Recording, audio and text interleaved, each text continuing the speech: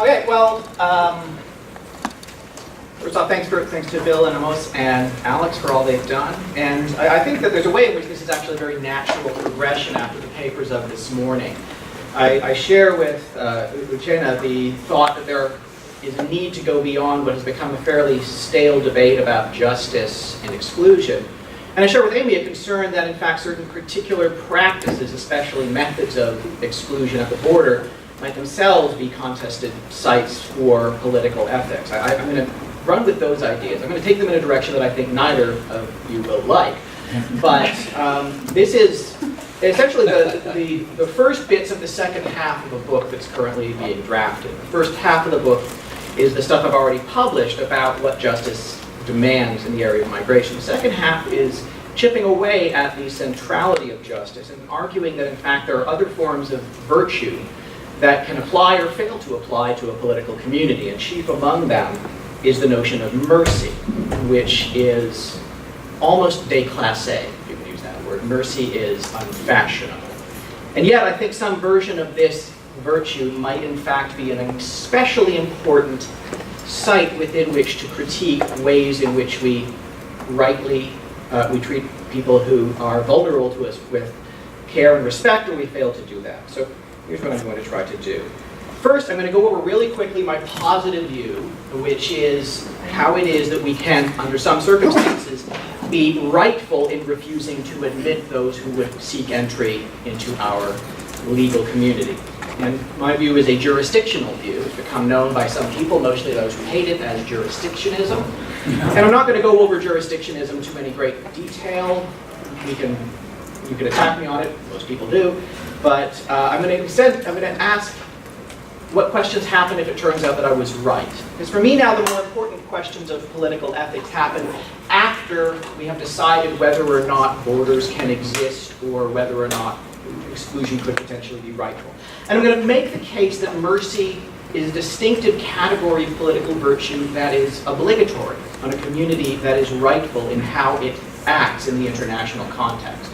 And I'm going to give two arguments for this. I call them the argument from a democratic agency and the argument from democratic empathy. I call them these for simplicity. But they're both arguments intended to make the case that political communities have a distinctive obligation to act in a way that demonstrates mercy for those people who do not have independent rights to be treated in particular ways that they desire. And I'm going to examine three possible sites within which mercy could in fact be a supplement to our debates about justice. These are ground projects, the thought that there are some projects that require international travel. Then there's the unification of spouses, which has become recently kind of a site of controversy because it's difficult to know why it is spouses as opposed to dependent children, those who are vulnerable, have preferential status. And I'm going to argue that the notion of mercy can help us make sense of this controversy.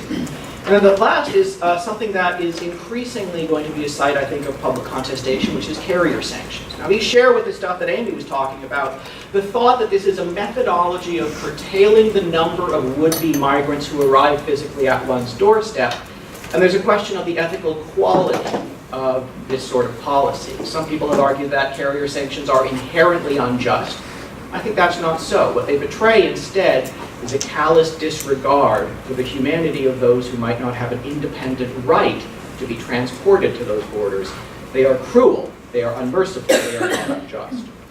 I'm going to start by going back to the stuff that I've already published on the justification. Now, my view is a jurisdictional view. That's one of the images that comes up when you do a Google image search for jurisdiction. I love it, so I'm keeping it.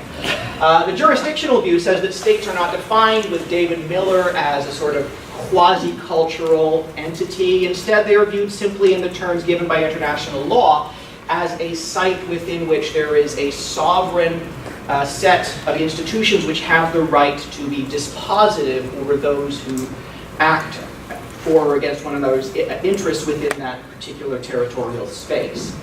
In other words, states are defined with reference to their jurisdictions. And now the justification for constraints on migration to me has nothing to do with protecting a culture or protecting a society from change. All of this seems to be fundamentally retrograde to me. Instead, it has to do with the fact that when you cross a line in the world from one jurisdiction to another, you alter your normative relationship to particular others. States are always obligated to respect human rights, but only when you are within the jurisdictional grasp of a state do you find that that state and those who work within it have the obligation to both protect and fulfill your rights. Go back to something I said yesterday. If there's a punching in Mexico City, that's a matter of moral concern from everyone. But only the Mexican state has the obligation and the right to act in particular ways to vindicate the body of the one who was punched. And in fact, there's a great movie, there's some Canadians in the audience, I know, Bon Cop, Bad Cop. It's about a body that just dies right on the border between Quebec and Ontario. And it's a movie split between English and French, and you miss a lot of detail if you didn't grow up having to use both languages. But there's an argument as to whose body it is, and therefore who has the obligation to take care of the crime. They say, well, it's the head, that's most important. He's on the Quebecois side. They say, no, he was walking. Those are feet. Feet are on your side. You take care of this. The fact is that territorial presence brings with it particularistic forms of obligation. And in my view, that's probably the best site for the justification of a restriction on migration. Now, the thing that I find interesting about this, and this goes back to something Andrea said yesterday, is that most people who argue about migration tend to have fairly blunt toolkits. For Kit Wellman, you can keep out all unwanted migrants, and that includes essentially the ones that would have had a good claim under the most restrictive interpretations of a refugee convention. In contrast, for Joseph Cairns, all migration is a right, and therefore there are no refugees. Everyone has the same claim. In contrast, something that makes my view both unsatisfying, because it's kind of not, this is right, deal with it, but it's also, to me, more accurate, is that this distinguishes based upon how it is that we conceive of what it is that the migrant is trying to do. I take myself as an example. I emigrated from Canada to the United States. And on my view, my rights, since they were already perfectly well protected in Canada, I mean, Toronto might be dull-ish, but it's not an atrocity. When I crossed the border physically into Canada, into the United States, the Americans had no obligation to accept me. I'm very grateful they did. But they did not wrong me. They would not have wronged me if they had said, no, we're full up with philosophy, people, thank you. In contrast, many of the people who exercise our concern most centrally are people who are fleeing circumstances that are, very bloodless phrase, insufficiently rights protecting. And in fact, these people, I will argue, have presumptively a claim to cross borders. One of the things that I'm going to emphasize is that the right of non-refoulement, that we are obligated to not use our coercive powers to prevent people from entering into rightful relations with others. We can't force people back into wrongful circumstances. But the general point of all of this is that it leaves open both the possibility of some legitimate exclusion and the possibility of a very great deal of critical work towards current refugee and migration policy. Now, all of that is just my view about justice. But what I'm interested today is what happens after justice. And the particular virtue that I'm going to look at, I think there are several different versions of mercy that are at play in the literature. I'm going to focus on this version, which is the thought that mercy is a morally motivated refusal to do what justice permits. And it's morally motivated in particular out of concern for the one over whom one has a great deal of power. I like this quote I found from Geoffrey Murphy, that the virtue of mercy is revealed when a person, out of compassion for the hard position of the person who owes him an obligation, waives the right that generates that obligation and frees the individual of the burden. People who are always standing on their rights, indifferent of the impact this may have on others, are simply intolerable. Such persons cannot be faulted on the grounds of justice, but they can certainly be faulted. The point I would make is that this is true of people, but it's also true of polities. A polity that only avoided wronging people would in some ways be a step forward to what we arguably have now, but it wouldn't be enough. And in fact, sometimes the best way to understand particular wrongs is with reference to their status as cruel or unmerciful, or representative of a general refusal to take seriously the moral agency of those to whom one has no particular obligation of justice. Now, I will say that if this is commanded of us, it is an imperfect duty. One of the hallmarks of mercy is that no one who is its recipient has a right to that mercy. In fact, if you had a right to it, it would be better conceived of as justice rather than mercy. In contrast, we betray mercy when we do that which we are not required to do. There was a wonderful moment when there's a university in the Midwest, I can't remember which one, They decided to fire the philosophy professor who was making legitimate complaints about the administration. And then, of course, Brian Leiter gets involved, and the whole machinery of the internet comes down upon this president, and he says, well, in the interest of mercy, I will let this person return to their job.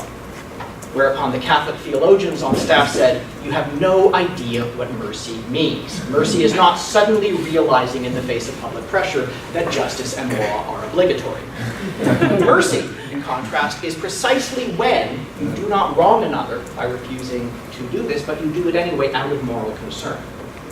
And it's expressed in action, not simply as an attitude. I think there are a variety of moral bases for mercy. But what I would focus on is what I think of as beneficent mercy.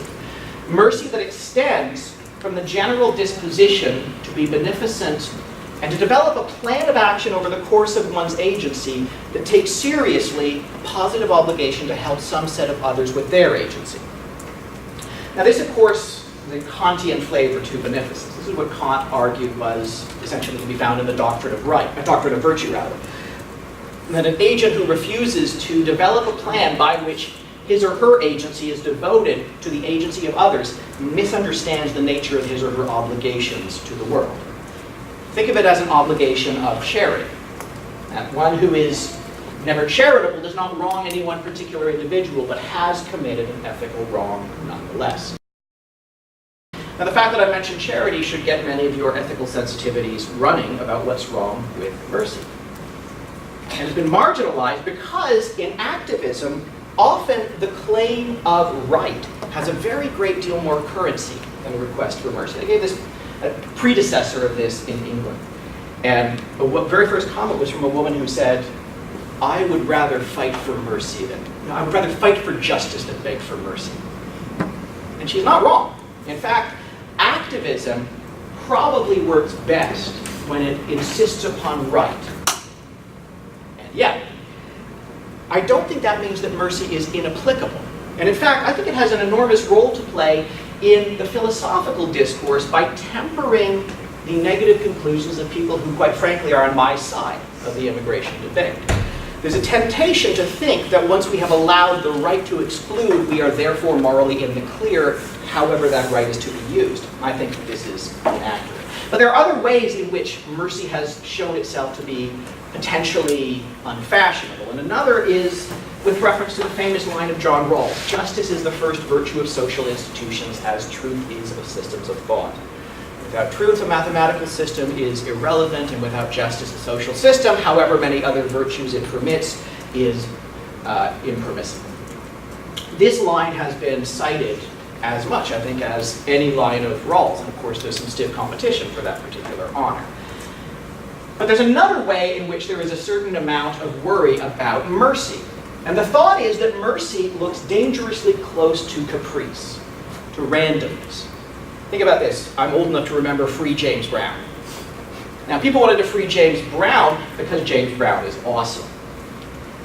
But it seems to be almost morally irrelevant whether one is really, really good at music to whether or not one ought to be punished. So the thought of differential punishments on the basis of characteristics that have nothing to do with the quality of the crime committed in the action seem to strike many people as a vice rather than a virtue. Some people who have condemned mercy in criminal law have condemned it precisely because it seems to allow factors that shouldn't be a part of our decision-making to be at the heart of our decision-making.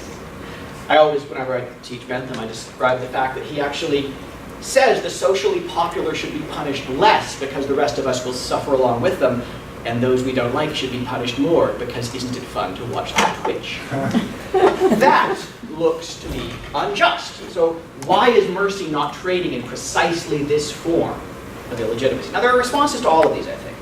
The first is I think that states can in fact do things that are malignant, that demonstrate wrongness without actually violating the norms of social and political equality that I take to be at the heart of justice. In fact, there was an important rhetorical element in Obama's response to Ted Cruz, when Ted Cruz said we should accept refugees but only the Christian ones. And Obama could have said, well, this is unjust, because it was, but he chose to say instead, this is not who we are.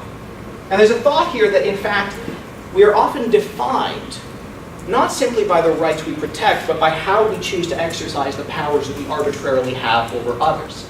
Not simply to avoid wronging others, but to use them in a way that actually brings benefits into the world. There are ways in which we can choose to be malignant and cruel, or its opposite, that have comparatively little to do with justice. And so I'm going to claim. The second response is to this constant refrain of the Rawls line. Justice is the first virtue of social institutions. That's what Rawls said. He didn't say it's the only one.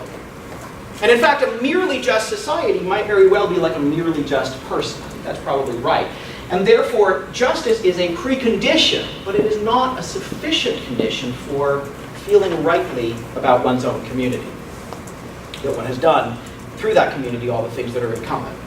And the final is that I actually think there are some times when picking and choosing, even based upon ascriptive characteristics, is not entirely wrongful.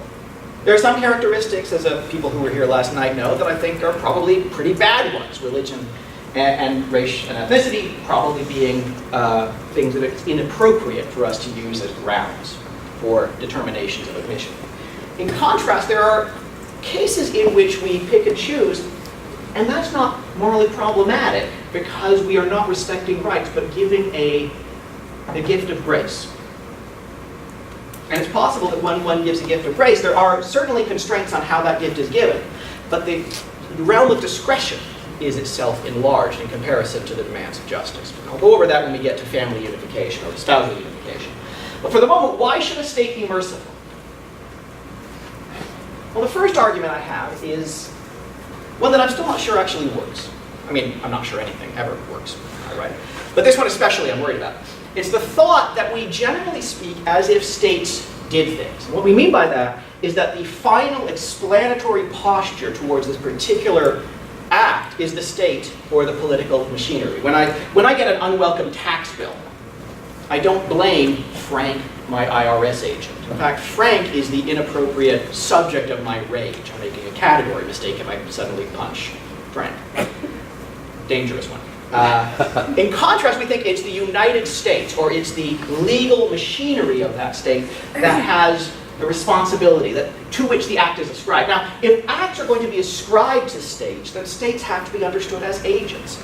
And simply in virtue of having agency, that means that there is a demand for moral agency. In fact, Kant often speaks this way. He speaks of states as moral agents in the cosmopolitan realm of rights. States can wrong one another. All I want to do is note that in the case of migration, it's not really international relations. It's not one state versus another, at least not always. Instead, states are treating other humans through their foreign policy, through their migration policy. And the thought that one could simply get rid of all positive duties, all imperfect duties of beneficence and mercy, would be as inappropriate for these kinds of agents as they would be for individual agents. Now again, I'm not sure this works, but to me, it seems that if you're going to say there are no moral duties held by the state beyond justice, then I think you're probably reducing the state's ability to be the final explanatory agent for any act. But the second is something that I think is probably more powerful. And this actually echoes with Mahmoud's discussion yesterday, that empathy is a skill. Being able to see the humanity of others is something that can be chipped away at, or it can be magnified and reinforced. And in fact, the reason I come to this is through Susan Oken's work. One way of reading Oken's work is that an unjust family undermines the justice of politics, in part because of the concrete effects upon power that patriarchy has within the family that therefore translate into differential ability to actually pursue careers, acquire money, and have power, etc., etc. But the broader point is that the habits, dispositions, and virtues developed in one sphere of life inevitably bleed over into others. Now, I think the inability to feel the pain of another is a constant human risk. Again, to go back to Mahmoud's presentation, the temptation to dehumanize, to think of those who disagree with one about religion as being not simply, I think it's Dickens's phrase, fellow travelers to the grave. Instead of viewing them as sort of participants in an ongoing human discourse, you think of them as kind of beasts straight from hell. Now, one of the things that I think is important about migration, especially the migration of people who are not refugees, because I'm going to argue that they have a right in justice to not just entry, but in fact positive assistance to travel. But those who would be benefited enormously by presence, but do not have an independent right, based on antecedent circumstances, to some kind of amelioration, to actually say that their lives, their plans count for nothing, is to corrode the very fragile machinery of empathy without which democracy itself ceases to be viable. One of the quotes that I wanted to include here was the thought that character is revealed not by one's actions towards those who have some power, but those who have no power over us whatsoever. We are most revealed in how we treat those who cannot fight back. And I thought, who was that? It was Hegel, and I looked it up. It's Albus Dumbledore. I don't care. I put it in the written version. Rowling 2000 Bloomsbury. So. All right, so I'm going to argue that the state has an obligation to develop some plan of political mercy. And that this site of mercy entails that there is no one particular site that is morally mandated, but that a state that does not consistently develop some particularistic program to take care of the goods of some set of people outside is a state that is worthy of moral criticism. And I'm going to look at this with conjunction with three different possibilities.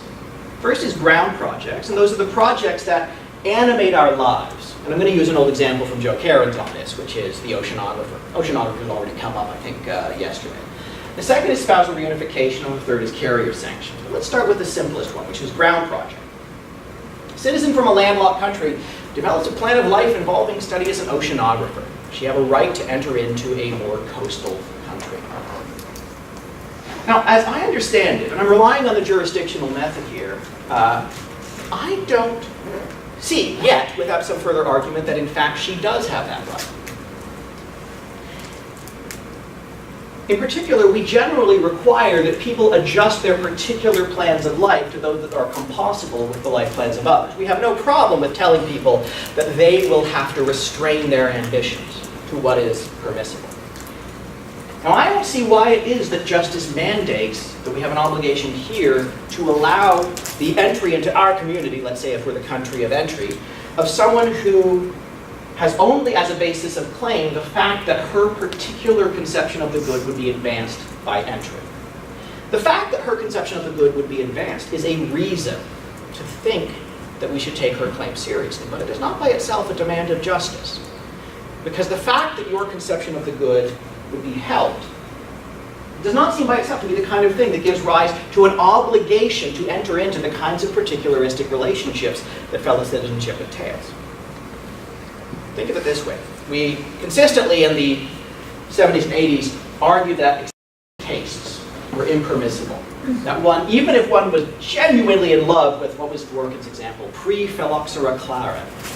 I can't even pronounce that, let alone drink it. That if one was in love with a particularly expensive kind of wine, one does not have a right to that. One has an obligation to adjust one's taste to that which is possible within the circumstances of one's society. I think the same thing we said to her. And yet, whenever we say this, we feel a little bit like heels. And so we should. I think the proper answer to the claim of the oceanographer is not that we wrong her when we exclude her, but that we show ourselves to be morally callous when we do not give her this benefit. And one way of thinking about this is to say that the entry into our society would be of great benefit to her and comparatively little, if any, burden on the rest of us. The only alteration would be our extension of a normative pattern of relationships of obligation that might in fact be ultimately costless. That to me doesn't give rise to an obligation to enter into those relationships. You still have the right to refuse unless there is some powerful showing to enter into these kinds of relationships. If I come home tonight and I discover you in my bedroom, and I say, get out, and you say, but I make awesome omelets. And I say, well, I do love omelets, but I still want you to leave. And I say, no. And you say, you know what? In a week from now, you'll wonder how you ever lived without me. And in fact, my omelets are so good, you will kick yourself for the mistake you have made in excluding me. And I can still say, that's a mistake I get to make. I get to make that mistake because I have the right to not enter into that kind of relationship with you. And that's, I think, what we can say to her, but we shouldn't say it. We shouldn't say it because the enormous effects upon her chosen plan of life would seem to be worthy of our respect. Now, the reason I think of this as mercy and not justice is that this doesn't actually mean that all people who are in this sort of situation necessarily have a right. What we have an obligation to do is to develop some plan through which some set of people who are not independently entitled to entry are given that kind of entry. I think of a lot of the things that are in fact done by states under the heading of foreign students, international visitors, business transfers, J1 visas, F1 visas, and for that matter, H1B visas. All of these have caps. And they all have caps which indicate that there is a certain number of people who will receive this, but not everyone. To my way of thinking, this is explainable because preservation of ground projects is not in itself a matter of right, but a matter of mercy. Now, getting a little more controversial. Marriage. Does justice require the right to acquire migration rights for one's spouse? Now again, I'm going to ignore children.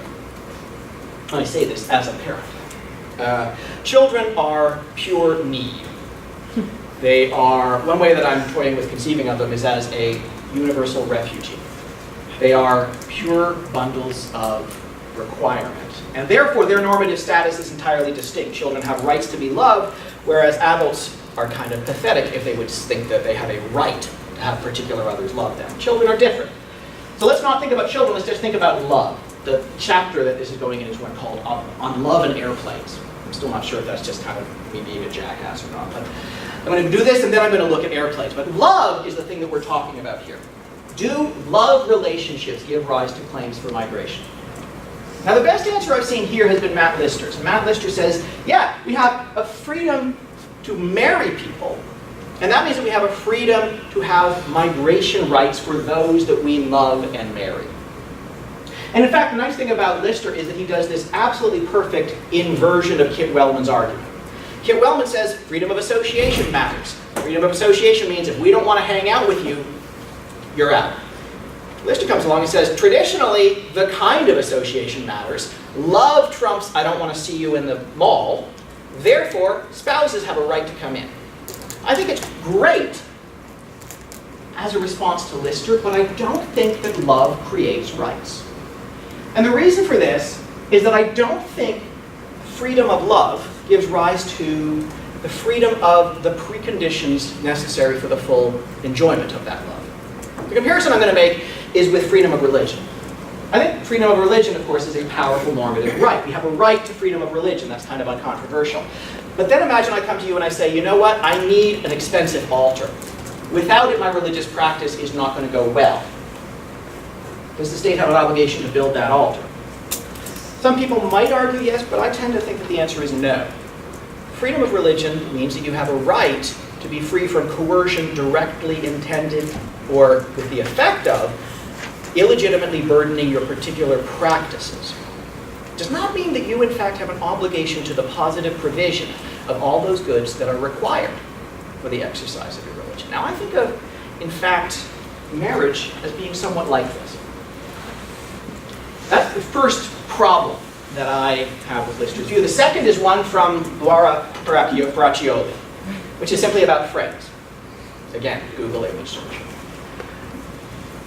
There are any number of different kinds of relationship that can be intense and important for one's self-image. Some of the ones that she considers are co-authorships and intense friendships. And yet, with the exception of Canada, which considered it and then abandoned it in a recent debate surrounding immigration law, no country takes friendship as having an adequate basis for a claim of migration rights. Now, Ferraccioli says, this is a problem. She doesn't necessarily come up with a dispositive response to that problem. Instead, she intends it to be a kind of attack on views like Lister's. And I think this attack is fairly well taken. Lister's response, which is forthcoming, is, to me, unsatisfying. What he says is, look, the law needs bright lines. And that means that most love is more central than most co-authorships. And that's just the best we're going to do. But the response is inadequate because what it means is that to an individual who is in a really passionate co-authoring relationship, who just values physically writing next to another more than I have ever valued my spouse, let's say, not Goethe, sorry. If you have that, then to that person, you are committing yourself to the thesis that this is an injustice that we ought to do. And that to me strikes me as wrongful. So I think of spousal reunification as having a slightly different normative basis. We're thinking about it. In mercy, we're obligated to develop some plan, which is that we take some people's goods as having central importance, so much so that they ought to be given what justice does not command. And we ought to, here, try to do good for the world. Now that means that in fact there's a different ability to use statistical information. The fact is that most marriages are more central to identity and to long-term planning than most co-authorships. But it's one thing to differentiate statistically in areas in which there are obligations of justice, and quite another when you're allocating benefits.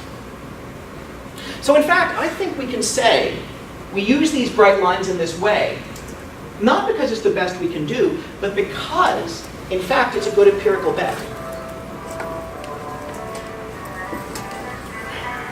So this is compatible, by the way, with the thought that there is also a deep impermissibility about a refusal to grant identical rights to gay couples and to straight couples. When the state differentiates based upon these relationships, it says to gay people in the United States, you're not equal citizens, you're not worthy. You and your love are pathological, rather than exemplifying the same form of values we find in heterosexual love. That kind of message seems to me to be impermissible for reasons of domestic legitimacy. But I actually come to the conclusion that a state could in fact say no marriage rights for anyone. And they could do that without violating any particular rights held by individuals. Now, no state has done that. Some states come close, but most states don't. And the United States is actually especially friendly to families, as opposed to the Canadians, who are much more friendly to business concerns, for example.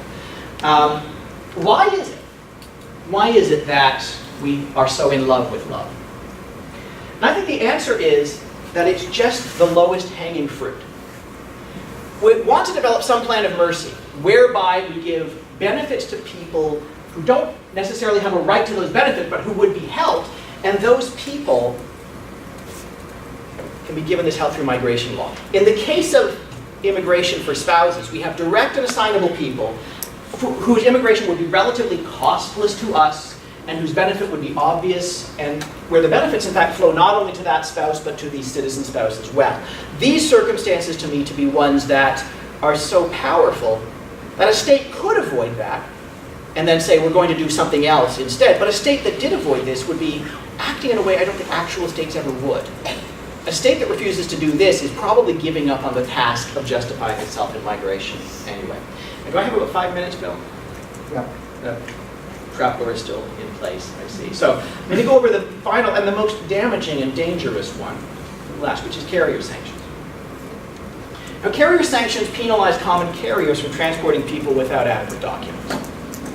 And they're increasingly used to reduce the flow of migrants, especially from conflict areas.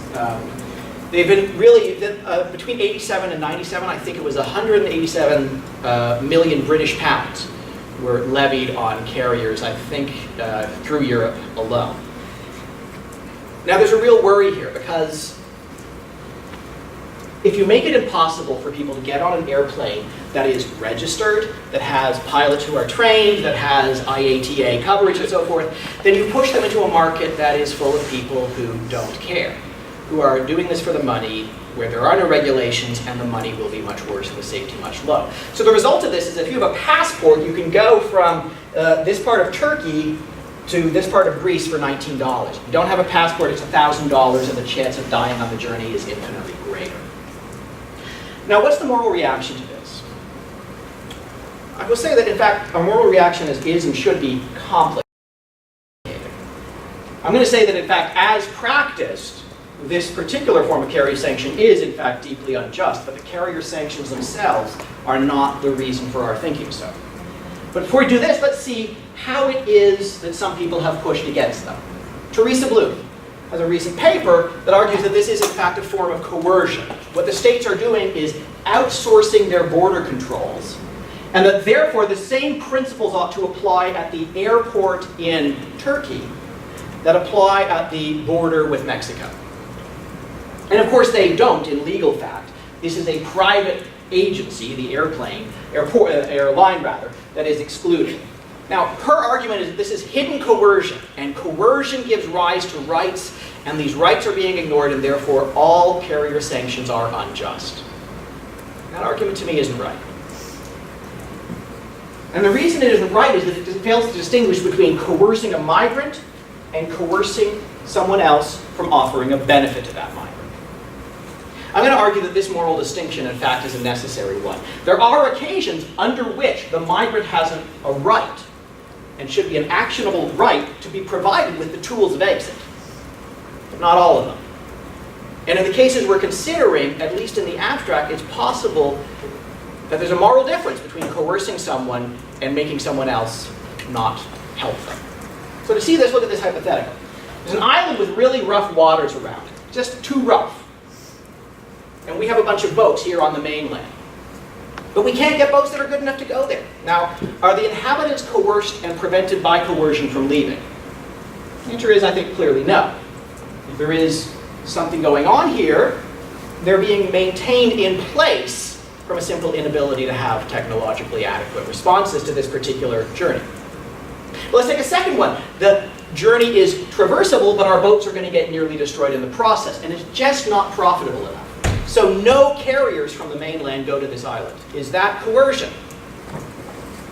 I don't think so. There's no coercion here because there's no threat. There's no none of the indicia of coercion that involve essentially the threat to do something that is presumptively wrong in the name of altering behavior. There's coercion only if you think that there is some positive right to those boats. Maybe there is under some circumstances, but we haven't gotten there yet. Now the final is the journey is taxed by the mainland so that it becomes unprofitable. Is that coercion? Again, I don't see how it could be. The action of taxing in this case could be morally wrongful. It could in fact be morally obscene. But it's not in itself productive of coercion in the way that Bloom's analysis demands. Now what all this says to me is that we shouldn't focus on this as a form of coercion.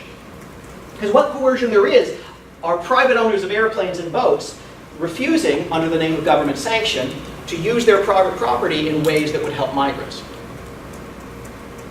Now I still think, in light of what's happening in Syria, we should think that the carrier sanction regime is morally an obscenity. But why is it an obscenity? Well, there's two possibilities. The first is that they do in fact have a right to be helped. There are some circumstances under which we ought to not simply refrain from interfering, but actively provide the means of exit. But what I think we have to notice is that this shouldn't actually make us feel good about simply removing carrier sanctions.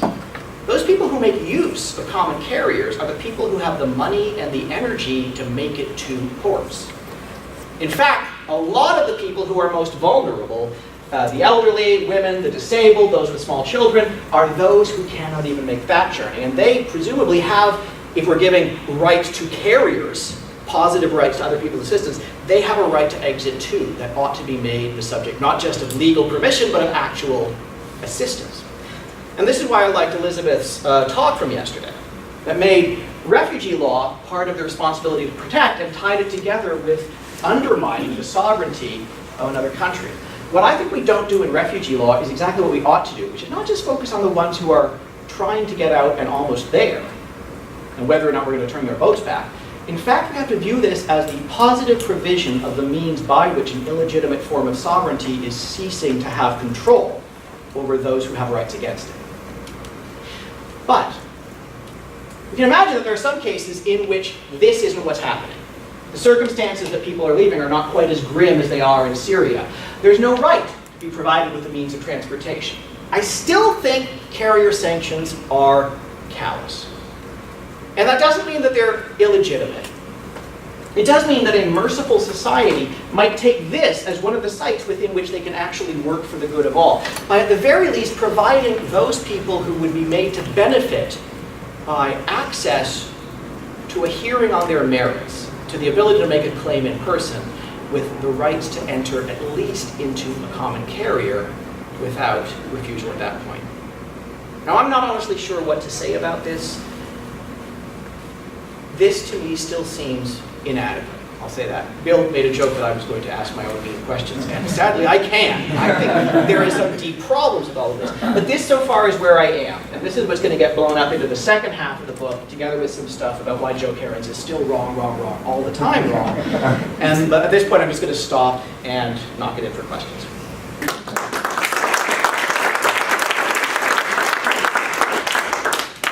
Okay, floor's open. Hey.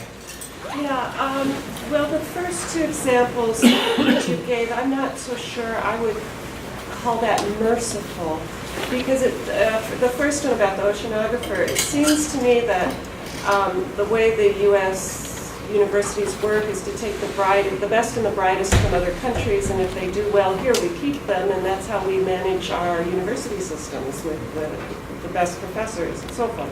And so that there's kind of an instrumentalism in allowing the oceanographer to come over and study. Also with marriage, it seems that, at least in the United States, that the family is kind of a very, very important ideological building block of how we organize ourselves. And so we think it's important that people stay united with their families, whether there is love or not. There's arranged marriages. People get married for all sorts of reasons. Love is one of them. So I don't know if we could call that mercy, if it's benefiting our social structure. And then finally, I don't know what to say about this one, but the other question I have is, why use mercy instead of care? Because mercy seems to have those connotations of a, omnipotent God offering mercy to his or her subjects, and care seems to be more relational. So, those are very good questions. On the first one, the oceanographer case, there are definitely ways in which our pattern of admission is best explained through self-interest.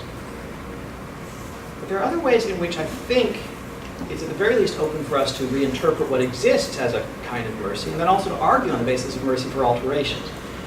So when I was on a foreign student visa, it said that after my degree I had 60 days to get out and bring my knowledge to my backwards homeland, essentially. It has this very hierarchical language in all of the visas, obviously.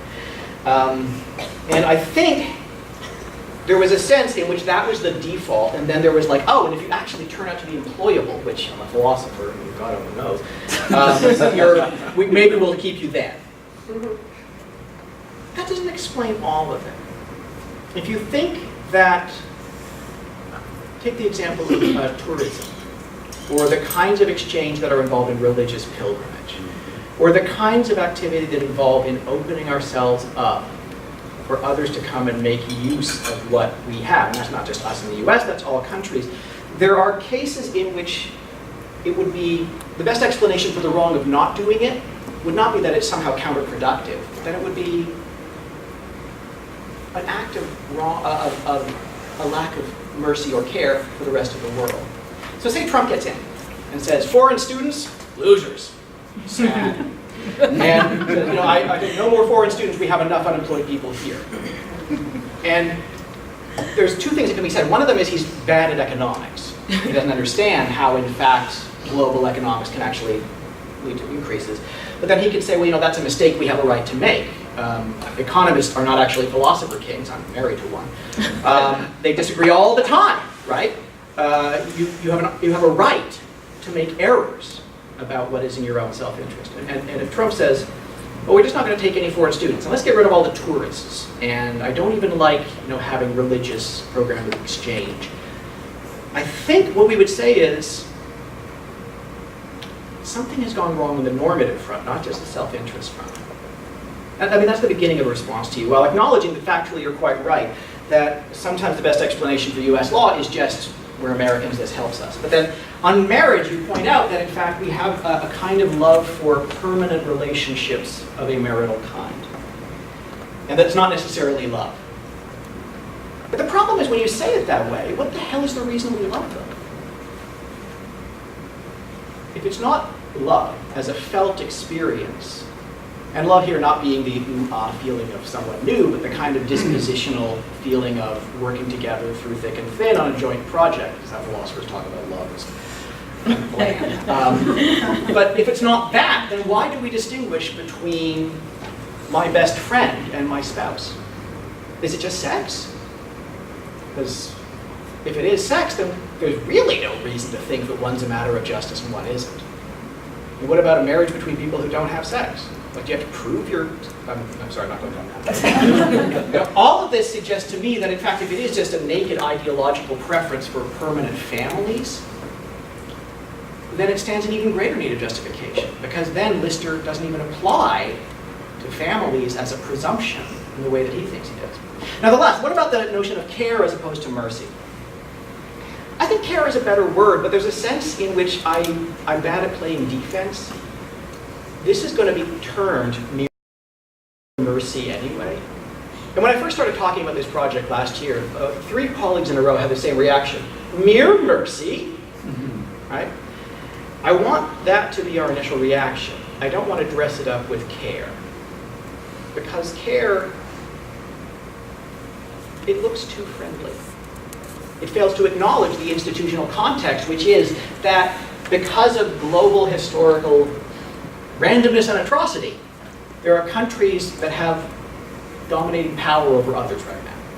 Some people say that that is inherently a matter of injustice, and then they arrive at places that Joe Cairns goes to. I don't. Instead, I think that we can take the linguistic fact that we say of someone, he is at our mercy, to acknowledge that we are defined by those who cannot fight back. This, to me, is simply a way of using the language to acknowledge that fact. And also, it's alliterative. Justice, Migration, and Mercy, that's the title. We get it? Thank you.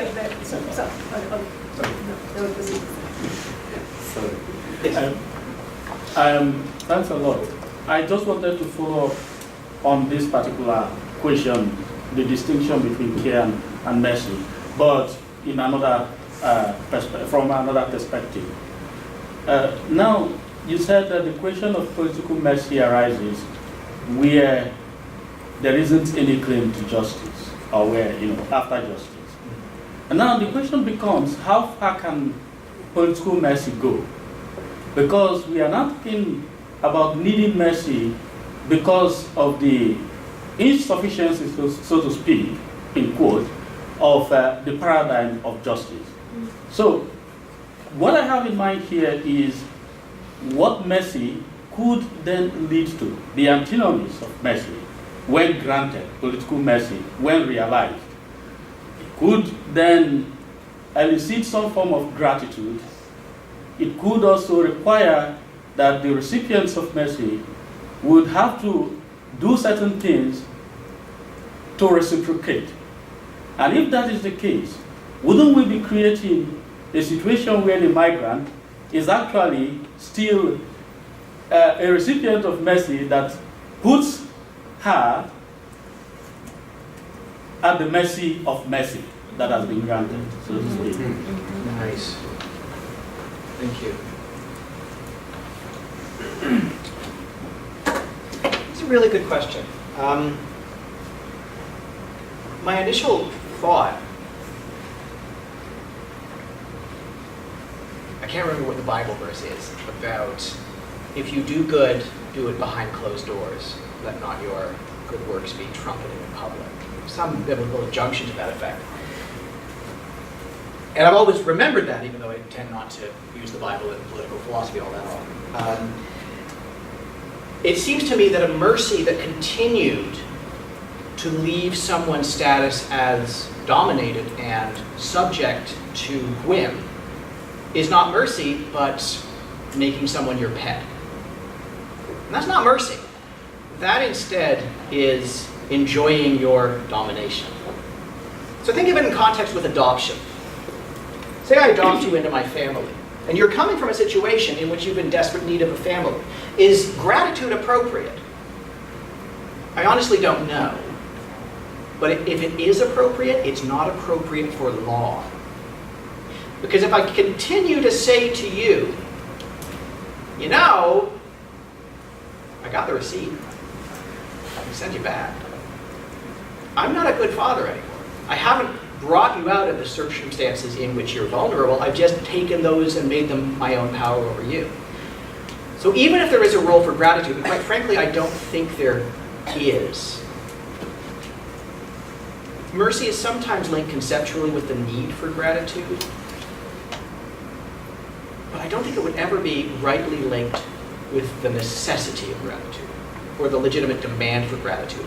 And certainly the most important norm is the equality of citizenship that is intended to emerge from the granting of migration. To make someone continue to be vulnerable is to continue their marginalization. This is why I don't like the British approach to denaturalization, which can denaturalize you even if you're a natural-born citizen. But there's also a pathology involved in saying to natural-born citizens, you can't do anything that would make us denaturalize you. Whereas those who adjust status can always get done to them what was done to Al Capone. We retroactively take away your citizenship and kick you out. That sort of thing has always seemed problematic at best. And the kinds of continuing vulnerability you're talking about seem to speak of that kind of ill. Anyway. So you said I was gonna hate this, and I don't hate it. I can make it worse. I think there's a lot here. I guess I have a comment and then a question. So my first comment is in line with, I'm sorry, I don't know your name. Margaret? I think in line with Margaret's comment as like a follow-up, it seems to me like there's something about your justification of the distinction between mercy and care that is resting on a possibly problematically patriarchal notion of what it means to be a merciful person as opposed to a caring person. Like it sounded like the distinction between mercy and care was one sounds much more legitimate on the international front, which is itself a normative claim. The ways in which certain virtues are legible in international politics have just as much to do with various forms of international injustice as they do with like good justification. Because there are so many moments in here where a lot of what you are claiming is resting on already established discourses of care. They're just being made within the conversation of international politics, but that doesn't make it any less caring. And I think it also too addresses the ways in which like people get married for all kinds of reasons. And one of the, I know you probably wouldn't like this, but I think one of the strengths of this view is that it allows us to make sense of the arbitrariness of heteronormativity and the international protections for heteronormativity. So even if, I think one of the ways in which like the sort of like radical queer critique of marriage plays out is that expansion of marriage rights oftentimes functions in order to demand a certain kind of respectability from people, and understanding spousal reunification in these terms actually allows us to make sense of this critique. So I think that's actually really great, even though you might not like that.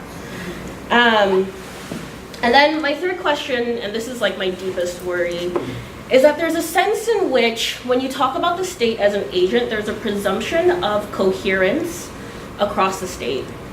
There's a presumption that the state is a single coherent entity as opposed to a set of oftentimes actually deeply conflicting bureaucracies that are competing for resources. And so the reason I bring this up is that it actually seems that there are ways in which the state requires these internal inconsistencies in order to function. And by making them coherent and then bringing in mercy as a virtue that can pick up where justice leaves off, actually demands a moral consistency that seems to start to dissolve a lot of the justifications for the state's monopoly on violence.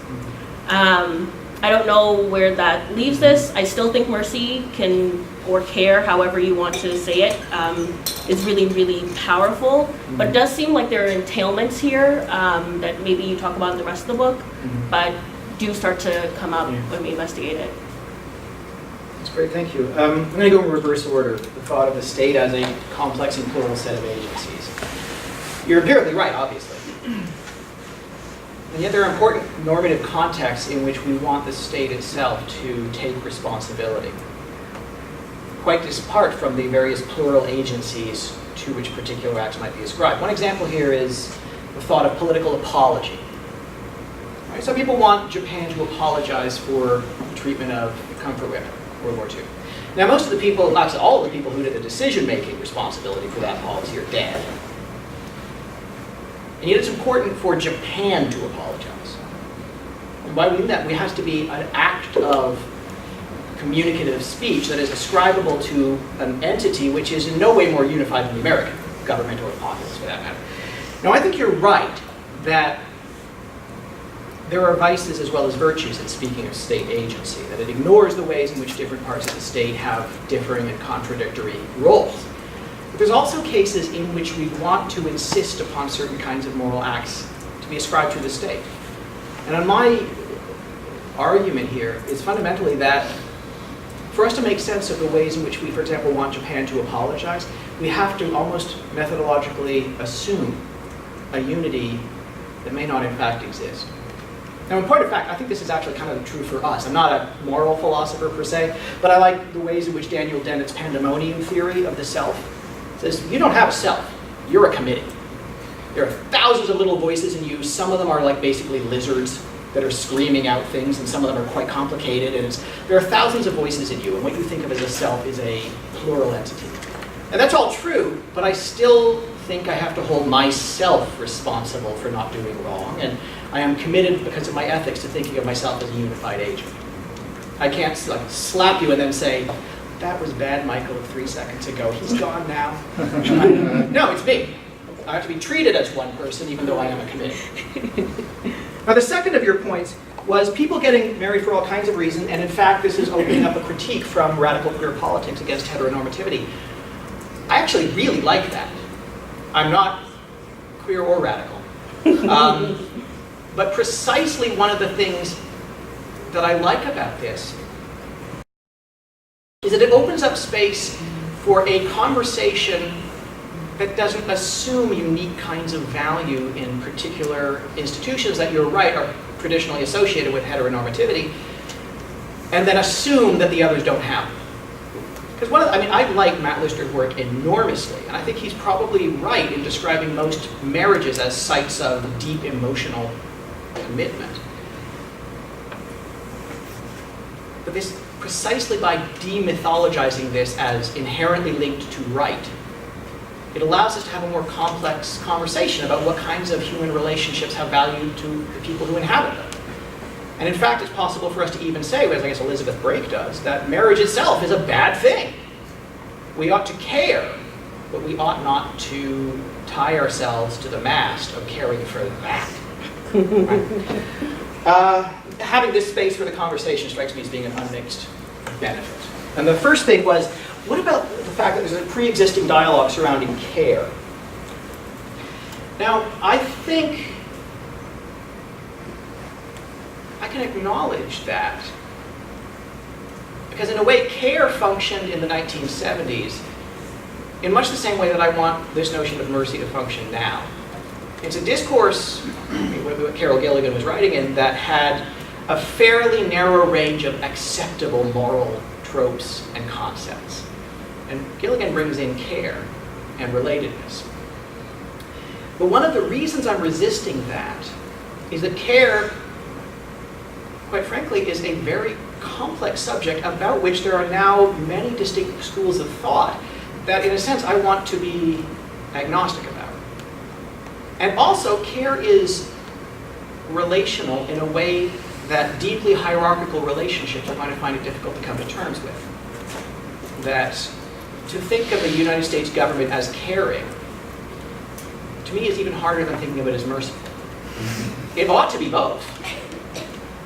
But I want to rely on the Kantian notion of beneficence, which is a version of the notion of care, and think of that as the motivation for a particular kind of policy. And for me, mercy as policy is the simple fact of refusing to do that which justice permits us to do. And then beyond that, I think you've convinced me that potentially I should write about care and beneficence as related norms that describe imperfectly the kind of moral attitude I'm defending. But I was raised as a Kantian, and by God, I'll die as one. Mahmoud. I just wanted to piggyback off something that Margaret said. I don't see at all the binary picture you seek to paint between justice and mercy in the case of the oceanographer. And even in your response to Margaret, the examples you mentioned, the foreign students or all of that, I don't know, it seems kind of forced to try to explain these cases with mercy. Just a general feedback on that. I think it needs more sort of convincing arguments.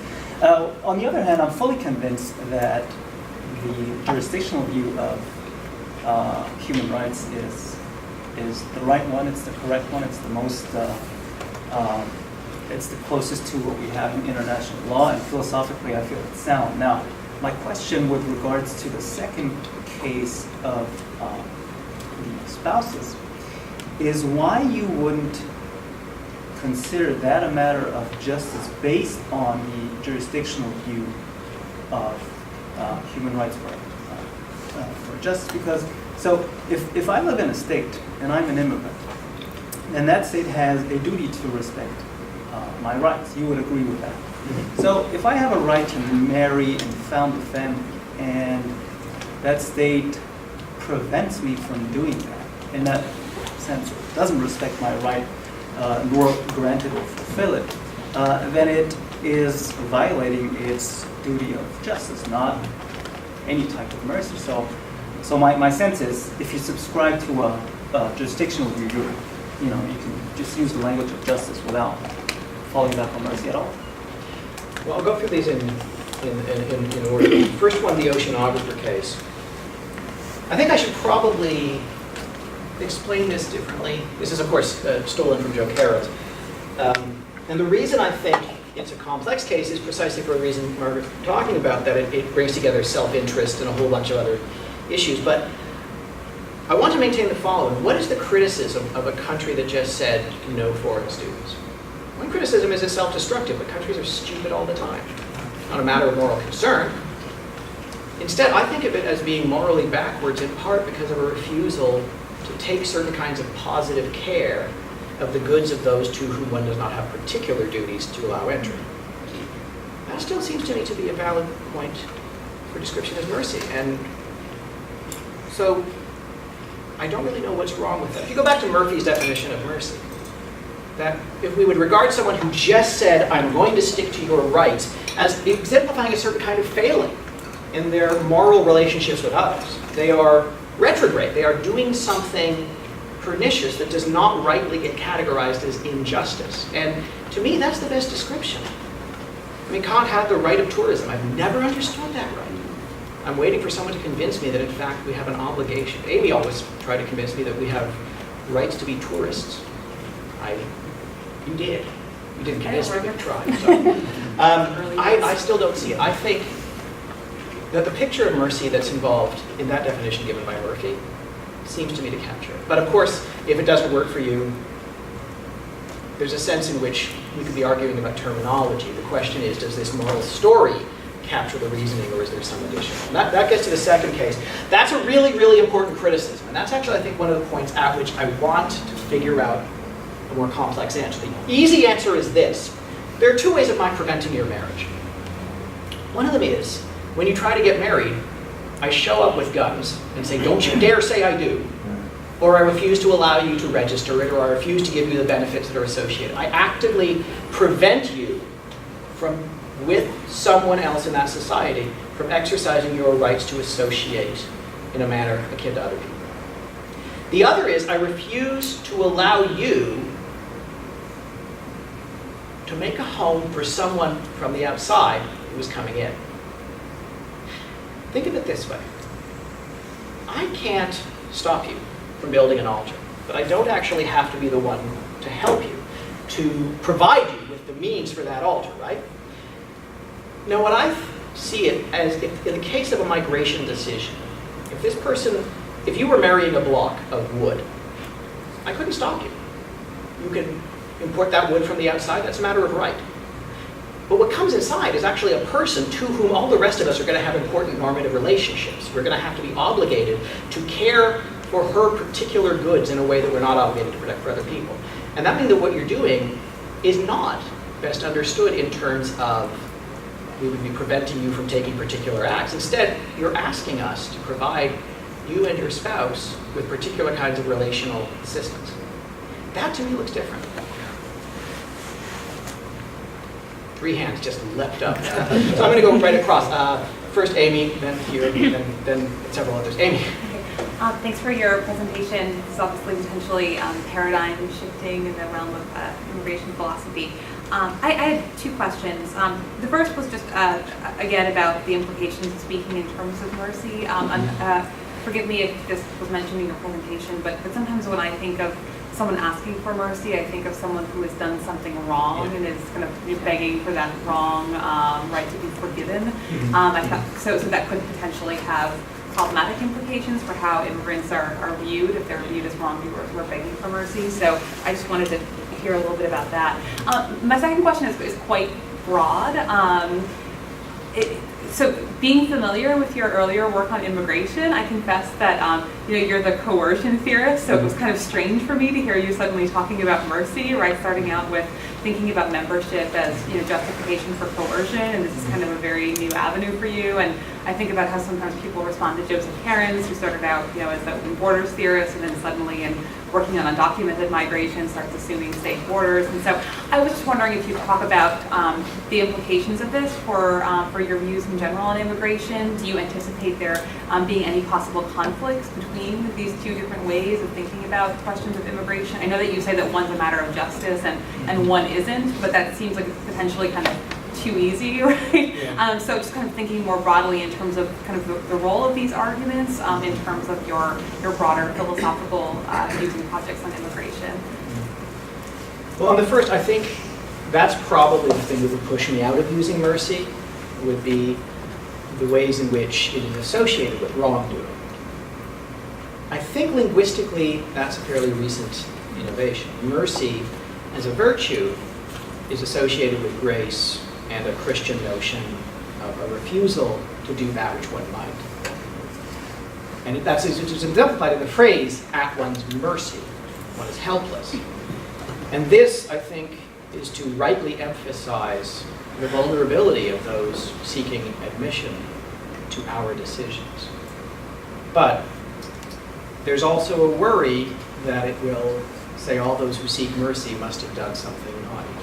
I explicitly say, no, that's not an implication I want to draw, but of course that's my saying, I'm going to publish the following cartoons, P.S. some of my best friends are Muslim. It doesn't necessarily immunize me against legitimate critique. So I'm not sure on that. But on the second, this whole, am I a coercion theorist?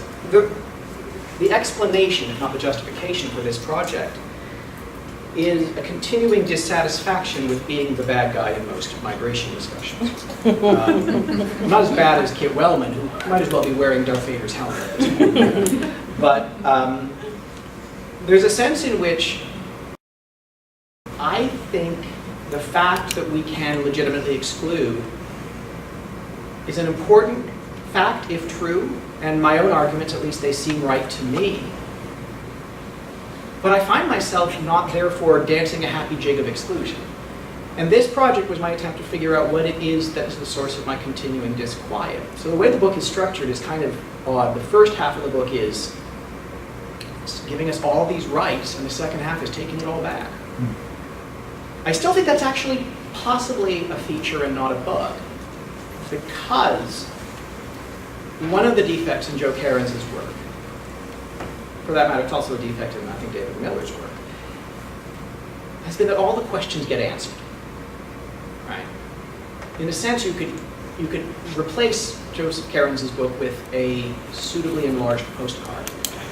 Here's an argument from the original position. You can't keep anyone out. Done? Good. Similar, David Miller. All moral communities require closure because moral language is the limits of moral community, so we can keep out those who are aliens in fact and born to our shores. We good? Out.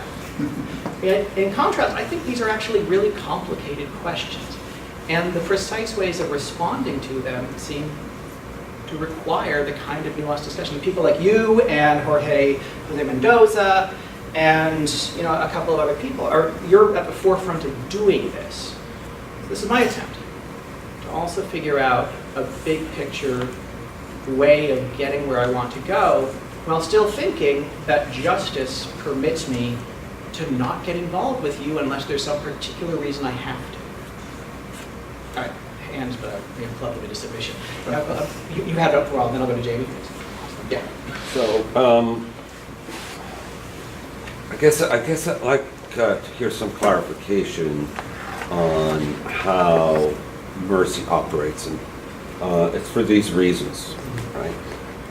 One is, I'm not a philosopher. I'm not familiar with some of the specific literature to which you refer. I've seen the term mercy can be used in connection with, for example, presidential pardons. Typically, these are accompanied by some form of statement about the criteria that guided this decision. Mercy generally find to be associated with not doing something that I could otherwise justly or legally do, right? The president, right? As opposed to caritas, for example, which is a positive obligation. So I guess the question is partly the criteria for mercy, if it is in fact some kind of a moral obligation. Right? And it's partly, by the way, because I was not persuaded by the oceanographer example either. So no one likes oceanographers. Yeah. Oh, I like oceanographers. They're very nice.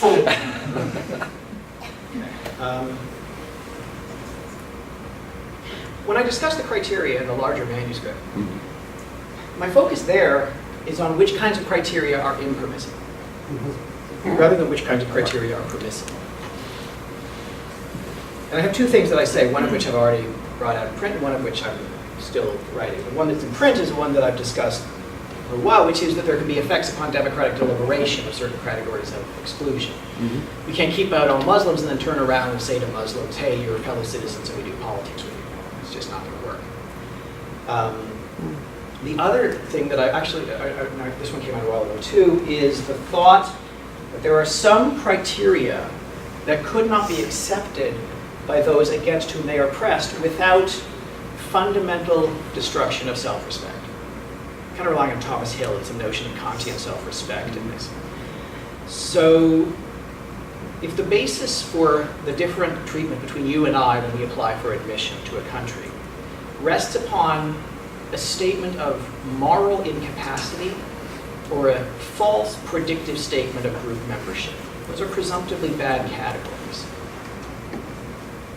And often it's a mix of the two. There was a wonderful exchange. Alan Dershowitz cites this in his book on Israel, where Lowell, the president of Harvard, was justifying quotas on Jews at Harvard. He actually said to Justice Learned Hand, the Jews lie, the Jews cheat, the Jews steal.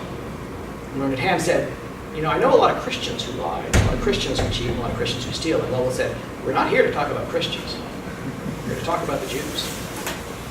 And it strikes me that this kind of bare statement of moral antipathy is often subjected to exactly what Lowell was doing. It's gussied up with empirical statements. This allows us to criticize certain programs of mercy. But it doesn't mandate any particular program be the one that's selected within those boundaries. Now that, to me, again, is something that is a welcome result. In fact, I think we have a tremendously large degree of discretion for how it is that we live the demands of being a merciful polity. There are any number of sites within which we might choose to do this. What's important is that we don't think of it as a duty merely of supererogation. In fact, it's mandatory. But no individual particular version of that policy is mandatory. Now that may not convince you. I'm still looking a little bit more positive statement. You're not going to get it. Well, okay, there's the ending of the book I had on foreign policy. It bothered a lot of people. Because at the end I said, if you're looking for policy advice, you probably shouldn't be talking to a philosopher PhD. Philosophers do wrong when they engage in what I call disciplinary imperialism. They jump into other disciplines without noticing the natives. Thomas Pokey is a disciplinary imperialist. I can do development economics. I know some friends. I love Pokey's work. He's a slightly dangerous name right now. Good work, but imperialist, right? In contrast, I think what I want to do is say, this is what the moral theorist can provide. Some way of constraining the range of acceptable methods for political agents to arrive at particular policies.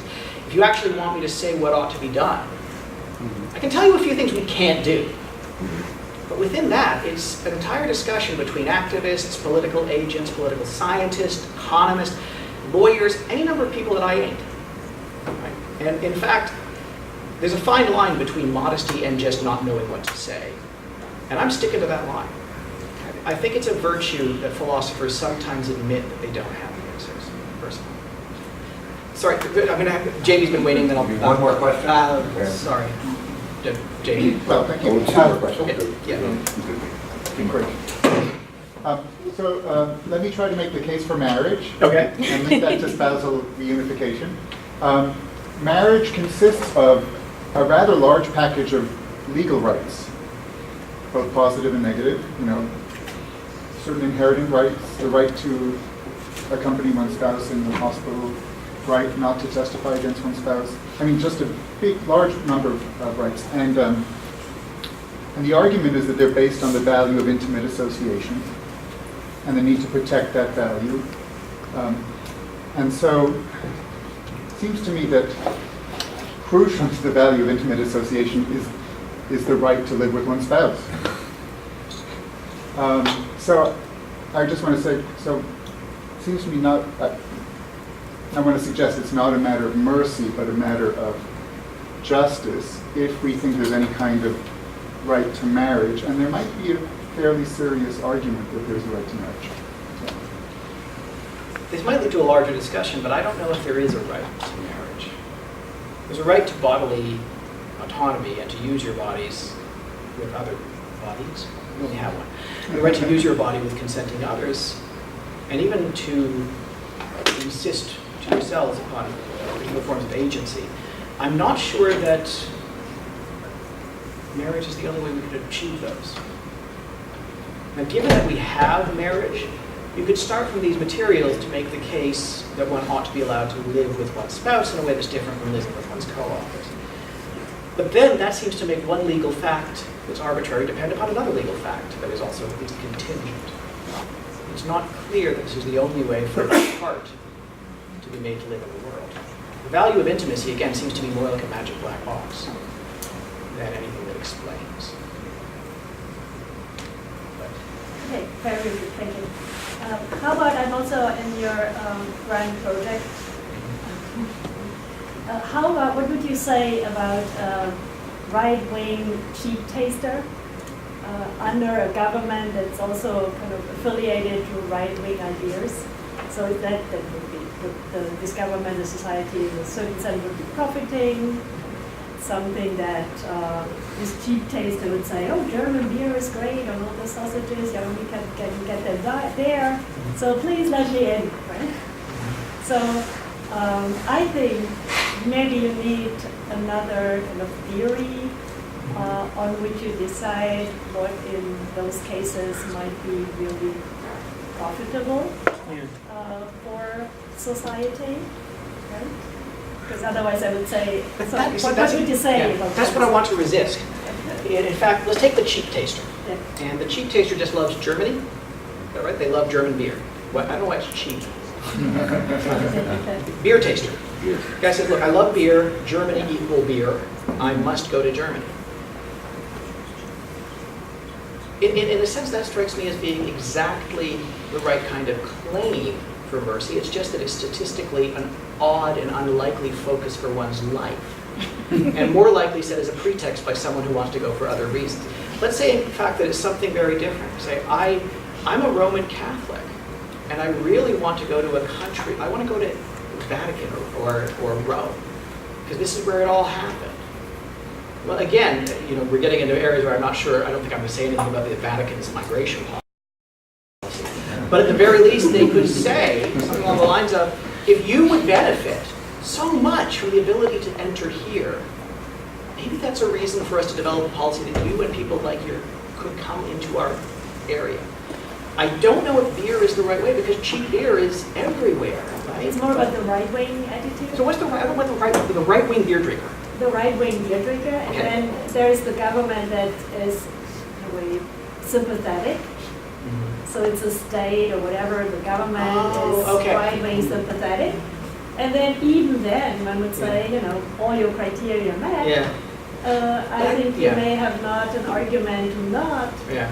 let that person in, even though you maybe would say mercy Yeah. in that case is maybe the wrong category. And so I think you need to have some more further arguments, clarify why particular ideas of mercy are applicable. I in have some one. cases. Yeah.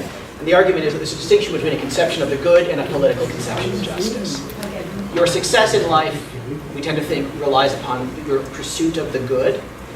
You don't have a right to have a particular political conception be the one that you are able to live under, unless, in a sense, there's a link between political justice and that is actionable in the sense of obliging other people. I have potentially a sense that my life goes poorly if all I care about is hockey and I never get to go to Canada. Right? That's potentially something that you can say the Canadians ought to care about. In contrast, it strikes me that's a very different matter than I really love fascism and I just love to live in Franco's Spain. Right? Conception of the good is distinct from a view about how other people ought to be treated by the state. That's the only distinction that I make there. Okay, thank you, Michael.